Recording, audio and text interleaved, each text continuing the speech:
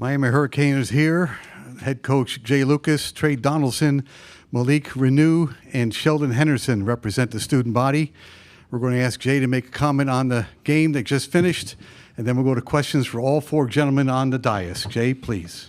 Man, it's a tough one. It's a tough one. I felt we were right there, and then it's just moments in the game. You know, when you get in these high-level tournament games, there are one or two moments, one or two plays, one or two situations that kind of separate the game. You know, it was a 10-point win, but the game was a lot closer than that, just the way it felt. And then we hit a moment between, I would say, probably somewhere between the 16 and 12-minute mark of the second half till about that time, to about the 10 minutes where we just had to recover. But we competed.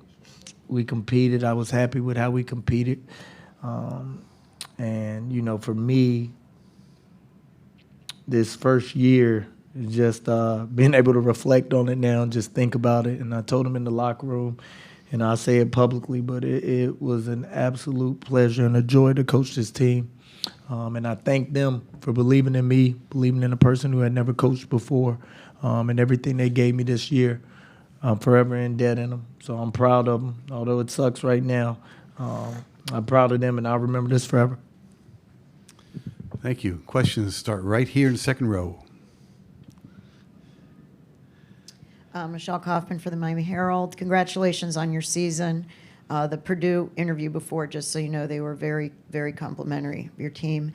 For Jay, and then I have a question for the player. For the Jay, does it hurt more, do you think, to win knowing that it was so close rather than a blowout? You know, I mean, to lose a close game rather than a blowout, does it hurt more?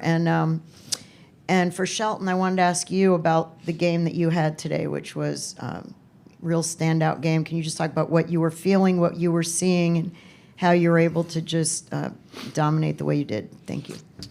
For me, I felt good about the matchup. You know, from the beginning, I just liked our speed and our pace that we play with. I felt like it would give them some trouble. And now in saying that, you know, they're one of the best teams in the country. You know, he's one of the best coaches in the country. He's been one of the best coaches for the last 10, 12 years. The program's been a blue blood the last 10 to 12 years. So it's with the utmost respect I say that, but I felt like we were a good matchup. They were a good matchup for us with some of the stuff we could do and some of the stuff that we could exploit. It was there in the first half. You know, the end of the half, they made a little run. We gave up those 3 threes to Cox. That, you know, that separation going into halftime, it's a different feel, different pressure if you're up 6, 8 than being up 1 or 2, whatever it was. But I liked it. You know, to be honest with you, Michelle, they all suck if they're blowouts or if they're 1-point loss. But it's hard to get here. It's hard to get here. It's hard to be a part of March Madness. It's hard to win a game. So I'm just appreciative of that. I just think I went out there and played. I took what they gave me. I didn't do anything special. Just played my role, played hard, and what I was supposed to do. Came up short. It sucks. Wanted to play for these seniors, but just came up short. Right here. Thank you.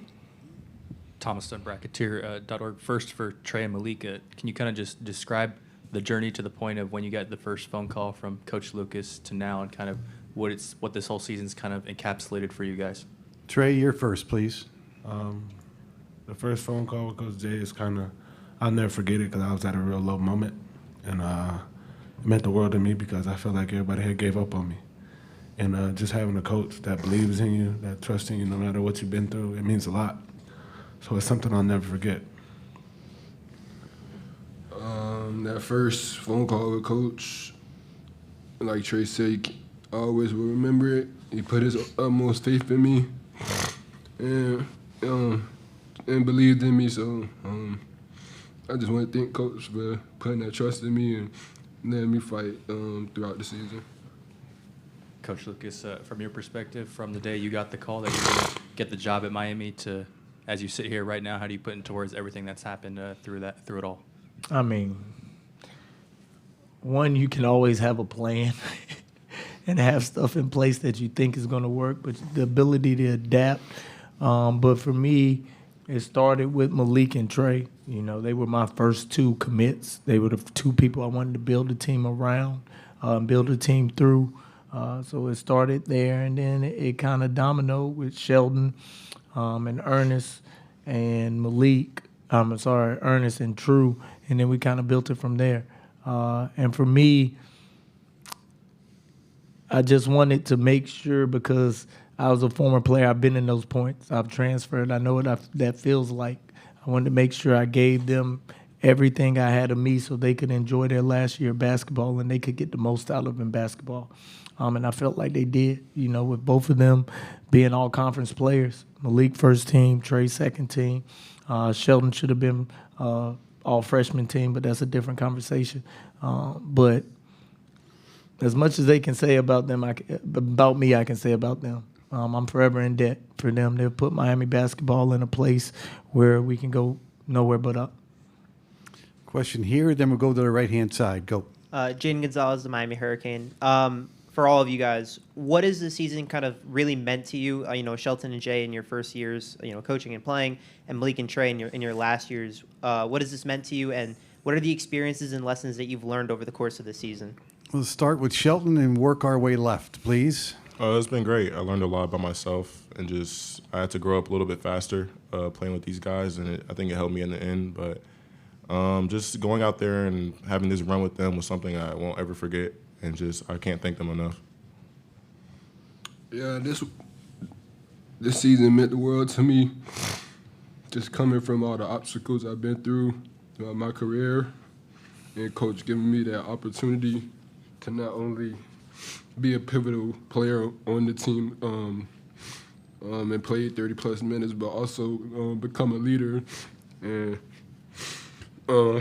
be someone these guys look up to for years to come. So I'm just blessed that Coach gave me this opportunity to come back home and come to the U and support and finish my last year at the U.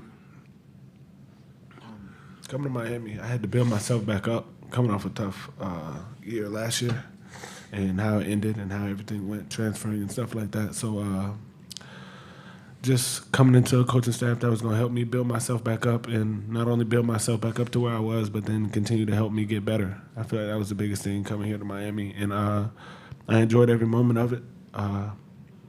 It's something that I'll never forget it. For me, I felt like this could be a special place. And that's why when the job opened, I kind of did everything I could to get involved. I say that way. And then once I got to meet the people, once I got to meet Dan and Brian and Joe and the administration and the support system that we have at Miami, it was a no-brainer. And it's the people that make places. We have good people at the university. And then we had great people in the building this year with the players in the locker room and these three to the right of me. That made my job easy. You know, half the battle is making sure you get the right people in there, and then once you get the right people, you just got to figure it out. So I was blessed to have the right people, have great young men, great support from administration, and then the fans this year, Instagram, Twitter, and then at the end of the year, just packing the Watsco. We really have built a great foundation. Now it's my job to keep it going and keep it rolling. Where this time next year, we're talking about going to Sweet 16, not just the season ending. So that's the goal, that's the plan until you win national championships. We're under about 4 minutes to go. We have two questions. We have one there, then we'll finish with Michelle.